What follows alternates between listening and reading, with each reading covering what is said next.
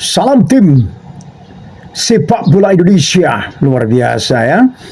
Masya Allah, 5-1 ya, dibabat oleh Australia di debut pertamanya Patrick Kluivert ya, yang kemarin resmi ditunjuk sebagai pelatih kepala ya tim nasional Indonesia pada 8 Januari 2025 menggantikan Sintayong. Penunjukan ini merupakan bagian dari upaya PSSI sebenarnya ya, walaupun performa debut pertamanya ya ada yang merasa, banyak ya yang merasa kecewa ya. Ya sebenarnya untuk meningkatkan performa tim dalam kualifikasi Piala Dunia 2026 ya, Oke Jambi ya ulamanya ya. Kluivert memiliki misi sebenarnya membawa Indonesia lolos ke Piala Dunia 2026, sebuah pencapaian yang belum diraih sejak 1938. Nah, seperti itu. Nanti apa beritanya yang paling oke yang mana ya? Ya. Pantau terus laman ini ya.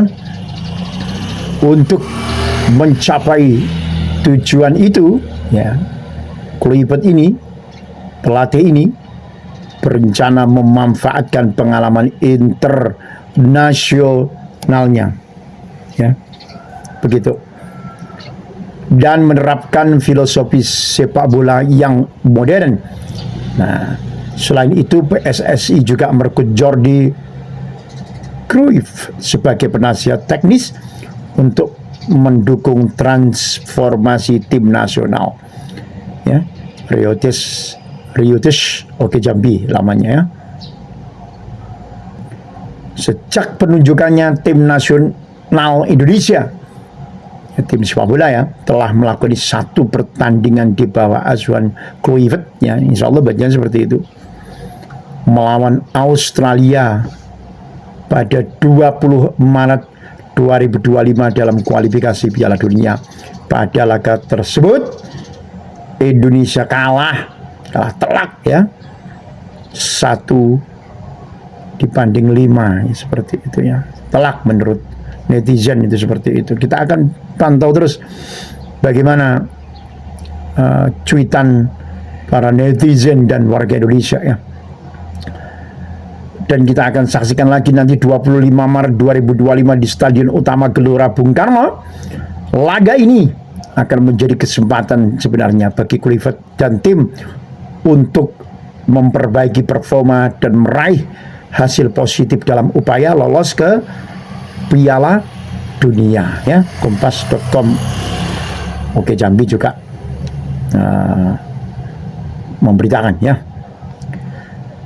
Rekan-rekan semua, kekalahan telak 1-5 yang dialami tim nasional Indonesia di Australia ya, dari Australia maksudnya, dalam kualifikasi Piala Dunia 2026 memicu reaksi keras dari netizen ya. Banyak yang meluapkan kekecewaan melalui ya media sosial, mengkritik taktik dan strategi yang diterapkan oleh pelatih baru Patrick ini ya. CNN Indonesia memberitakan beberapa netizen menyoroti keputusan PSSI yang tidak memperpanjang kontrak Sintayong dan menggantinya dengan Bro Kluivert ini ya. Mereka berpendapat bahwa pergantian pelatih di tengah kualifikasi merupakan kesalahan besar. Merdeka.com. Selain itu muncul tagar Kluivert out, maksudnya ada mencari Pak ya, mulai bermunculan di media sosial sebagai bentuk protes terhadap hasil buruk tersebut NTB 1. Meskipun demikian, beberapa netizen masih menunjukkan dukungan ya. Ada yang diam ya, ada yang geleng-geleng kepala aja ya, ada aduh kok bisa kalah ya, kepriben ini, gimana ini ya, itu seperti itu ya.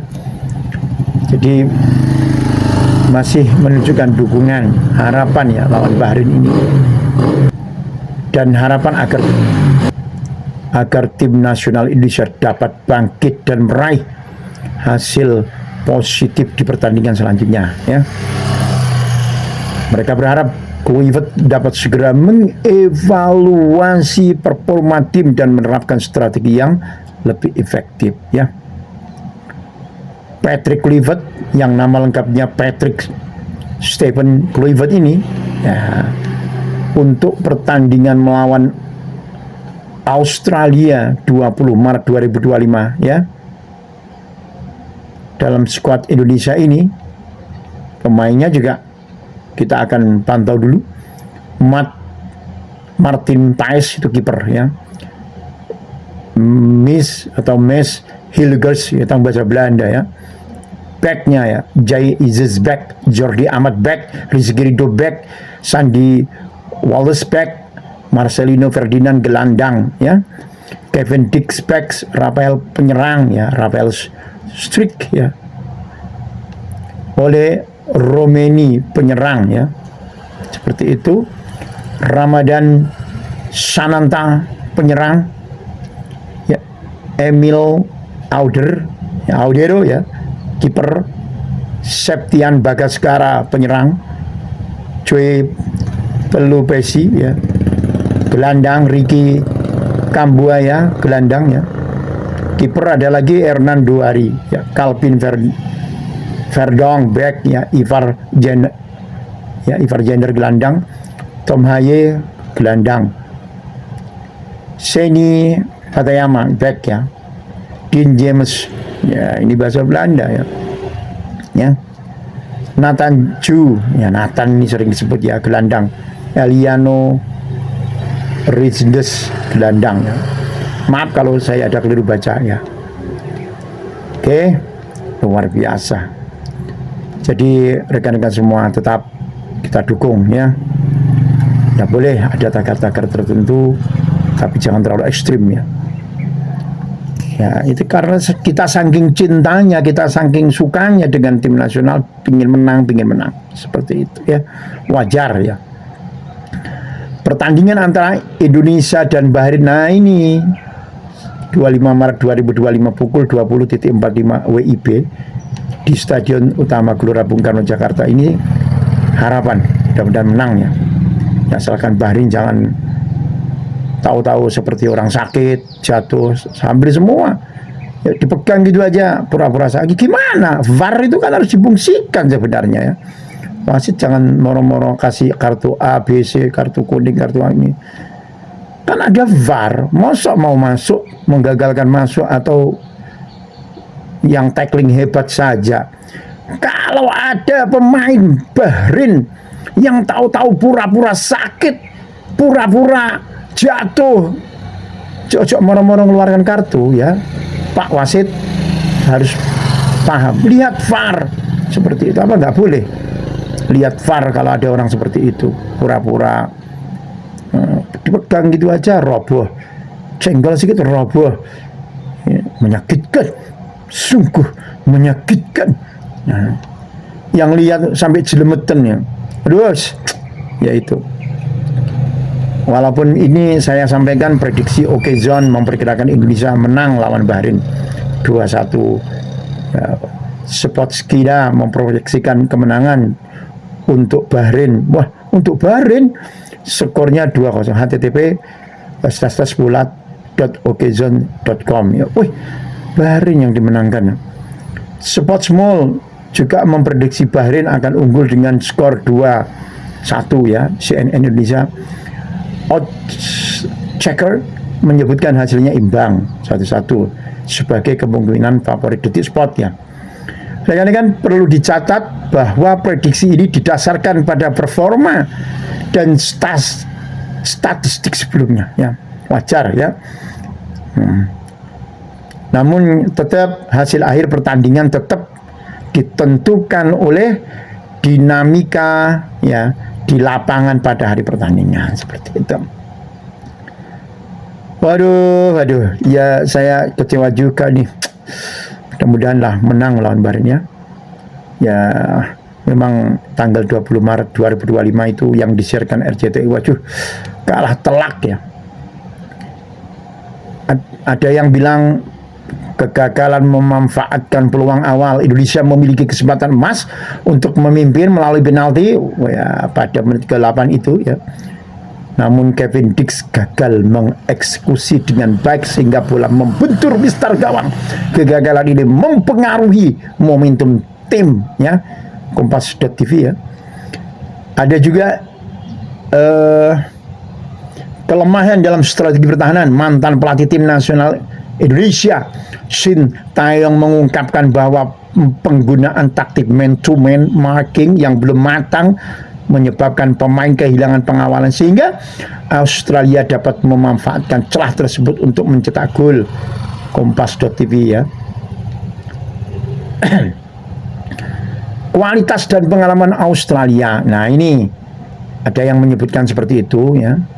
Australia menunjukkan performa yang solid dan mampu memanfaatkan kelemahan Indonesia. Gol-gol dari Jackson Irvine, Martin Boyle, Nissan Veluvele ya, Velupile ya, dan Lewis Miller menegaskan dominasi mereka dalam pertandingan ini ya. Ya, disiarkan oleh Reuters ya.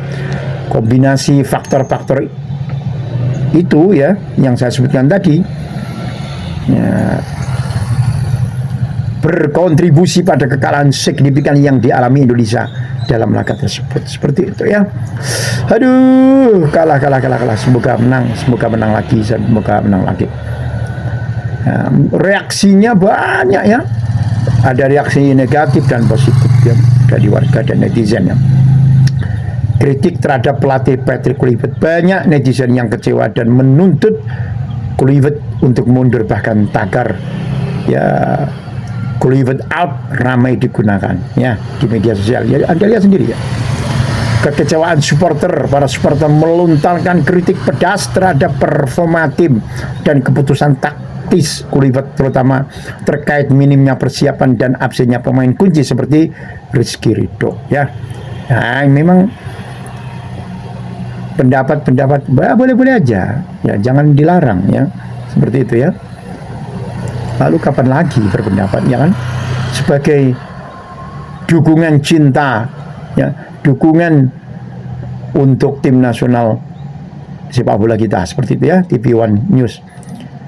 Kalau yang reaksi positif ya dari Erick Thohir ya, Ketua Umum PSSI Erick Thohir tetap optimis bahwa peluang Indonesia untuk lolos ke Piala Dunia 2006 masih terbuka, seperti itu ya. Meskipun menghadapi persaingan ketat di grup C, ada Australia, ada Filipina, ada siapa lagi itu ya, nanti saya beritakan ya. Secara keseluruhan meskipun ada kekecewaan yang mendalam, masih terdapat harapan dan optimisme di kalangan masyarakat mengenai masa depan tim nasional Indonesia, seperti itu ya. Rekan-rekan semua, untuk menang ya dan lolos ke Piala Dunia 2006, Indonesia harus melewati beberapa tahapan dan meningkatkan performa secara signifikan. Misalnya jalur kualifikasi Piala Dunia 2006 ini, Indonesia kan saat ini bertanding di putaran kualifikasi yang kedua ya, putaran kedua kualifikasi zona Asia. Untuk bisa lolos ke Piala Dunia, jalur yang harus ditempuh ya, Indonesia harus masuk dua besar grupnya untuk melaju ke putaran ketiga kualifikasi. Untuk putaran ketiga, jika lolos, Indonesia akan masuk ke grup baru yang terdiri dari 18 tim terbaik Asia, bersaing memperebutkan 6 tiket langsung ke Piala Dunia dan 2 tiket playoff. Nah, seperti itu. Putaran keempat jika perlu. Nah, kalau ada putaran keempat ya. Jika tidak masuk 6 besar di putaran ketiga, Indonesia masih bisa masuk playoff antar zona ya, untuk kesempatan terakhir lolos ya. Yang diperbaiki apa ya, taktik dan strategi yang lebih matang, seperti itu ya. Pelatih Patrick ini ya harus menerapkan strategi yang lebih fleksibel dan tidak hanya mengandalkan serangan balik. Pemain harus lebih disiplin dalam bertahan, terutama menghadapi tim-tim kuat seperti Australia. Pemanfaatan bola mati, set piece ya, harus lebih dimaksimalkan. Ini pendapat beberapa pengamat dan juga para ahli ya, dan pelatih-pelatih itu. Anda lihat di TV-TV dan media-media ya.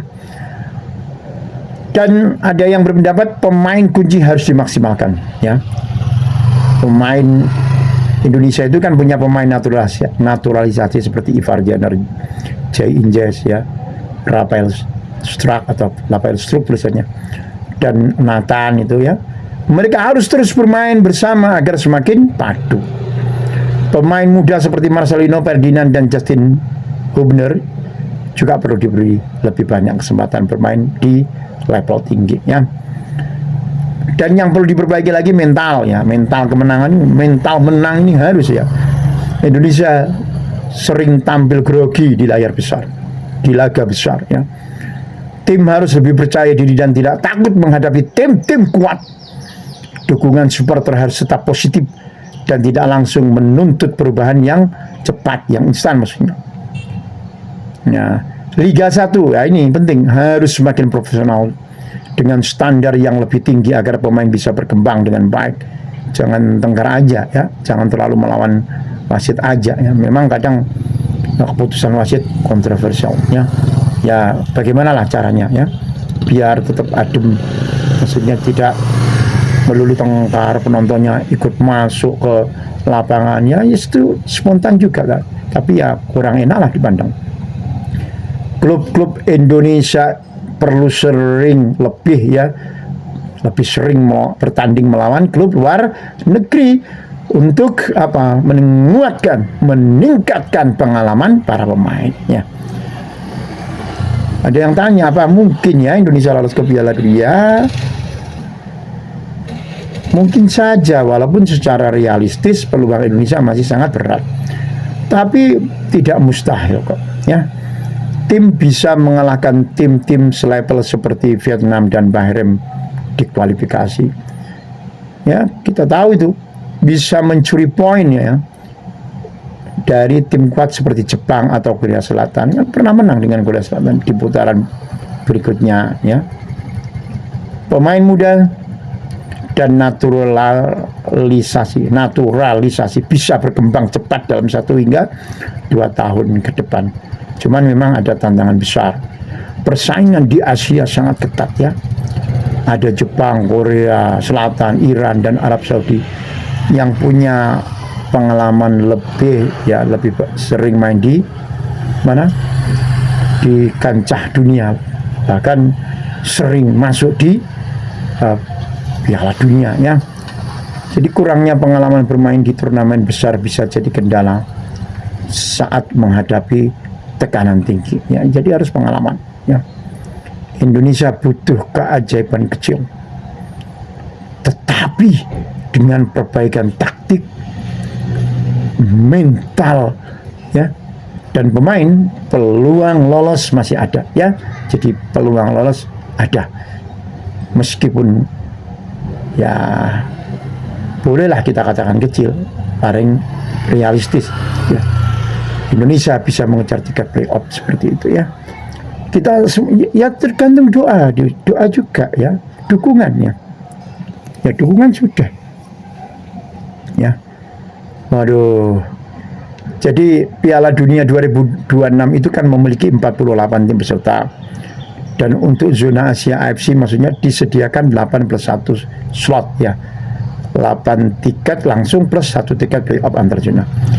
Indonesia harus melewati beberapa tahapan dalam kualifikasi untuk bisa lolos ya. Jadi putaran kedua saat ini putaran kedua ini ya. Indonesia tergabung di grup C bersaing dengan Australia, Irak dan Filipina. Syarat lolos minimal peringkat 2 di grup ya, dari total grup ya. Ada 5 total grupnya ya. Jika finish di peringkat 3 atau 4, Indonesia langsung gugur ya. Langsung gugur bro, Masya Allah, makanya berat juga ya. Di putaran ketiga 18 tim yang lolos akan dibagi dalam 3 grup masing-masing 6 tim. Syarat lolos ke Piala Dunia langsung ya, langsung juara dan runner up grup otomatis lolos 6 tim nantinya ya. Peringkat 3 dan 4 3 grup lanjut ke putaran ke-4 ya. Ini nanti coba cek bener enggak ini yang saya sampaikan ini ya. Putaran keempat 6 tim ya. Peringkat 3 dan 4 dari putaran ketiga dibagi dalam 2 grup, 3 tim per grup ya. Syarat lolos Piala Dunia langsung ya, juara tiap grup langsung lolos 2 tim tambahan ya. Peringkat 2 dari masing-masing grup maju ke playoff antar zona ya. Jadi playoff antar zona itu kesempatan terakhir. Itu jalur, masya Allah, berat juga ya. Tapi semuanya bisa mungkin ya. Jika kalah di putaran keempat, Indonesia masih bisa bertanding di playoff antar konfederasi melawan tim dari Amerika Selatan, dari Afrika, atau dari CONCACAF ya. CONCACAF tulisannya ya. Jadi hanya 1 tim yang lolos dari playoff ini ya. Masya Allah. Yang dilakukan untuk bisa lolos ke Piala Dunia ya seperti itu ya. Luar biasa memang. Seberapa realistis? Ya memang sulit, tapi bukan mustahil ya. Karena nantinya juga harus bersaing dengan tim kuat Jepang, Korea Selatan, Iran, Arab Saudi, dan Australia ya. Tetap kemungkinan menang itu ada ya. Ya, ada yang bilang pemain Indonesia masih kualitasnya di bawah beberapa tim Asia lain. Ada yang bilang seperti itu ya, banyak ya. Bahkan mental bertanding di laga masih perlu ditingkatkan. Harus bermental menang, harus bermental juara, seperti itu ya. Seperti itu. Nah, tim masih ada peluang jika lo ya bisa lolos dari putaran kedua. Target realistis itu tadi bisa menang melawan tim selevel seperti Vietnam, Uzbekistan, atau Irak di putaran ketiga ya. Seperti pemain naturalisasi dan pemain muda harus berkembang terus pesat ya, menguasai psikologi lawan, psikologi dari tim setim juga, seperti ya, seperti itu. Kita sebagai pencinta sepak bola Indonesia, sebagai netizen, sebagai warga, kita bisa berkontribusi dalam berbagai cara mendukung perkembangan tim nasional dan sepak bola nasional secara keseluruhan. Dukung dengan cara yang baik, yang positif ya. Walaupun kalah tetap dukung ya. Kritik boleh, tapi jangan menjatuhkan ya. Pemain juga manusia dan butuh dukungan agar makin percaya diri, self confidence ya. Jangan mudah terpancing emosi. Jangan langsung menuntut pelatih atau pemain dipecat setiap kali kalah. Butuh waktu kok. Membangun tim yang kuat itu butuh waktu ya. Kan sepak bola ada kalanya kalah, ada kalanya menang ya, walaupun mengecewakan ya, dan bikin sakit hati ya. Dukung di stadion dan media sosial. Supporter yang solid bisa memberi motivasi besar ya bagi tim, seperti itu. Berperan dalam perkembangan sepak bola nasional. Dukung Liga 1 dan Liga 2 ya. Klub yang kuat akan menghasilkan pemain berkualitas untuk tim nasional kita. Jangan hanya dukung tim nasional, tapi juga ikuti laga lokal. Hargai pemain lokal, jangan cuma mengidolakan pemain naturalisasi atau mengidolakan pemain luar negeri yang main di Liga 1, Liga 2 ya. Pemain lokal juga butuh apresiasi dan sorotan agar berkembang. Jangan disepelekan, jangan diremehkan ya, jangan dikucilkan ya. Dukung pembinaan usia muda. Akademi Sepak Bola Indonesia adalah kunci keberhasilan jangka panjang. Dukung program pengembangan pemain muda di daerah. Pahami bahwa sepak bola butuh proses, semua butuh proses. Jangan berharap instan. Negara seperti Jepang dan Korea Selatan itu butuh banyak tahun, puluhan tahun bahkan untuk jadi raksasa Asia. Indonesia juga butuh waktu dan proses. Bersabar ya dengan proyek jangka panjang. Memang dinamikanya luar biasa ya. Naturalisasi dan pengembangan pemain muda adalah langkah awal ya, tapi hasilnya baru terlihat dalam beberapa tahun ke depan ya. Messi itu kan ikut di Barcelona mulai kecil ya, seperti itu.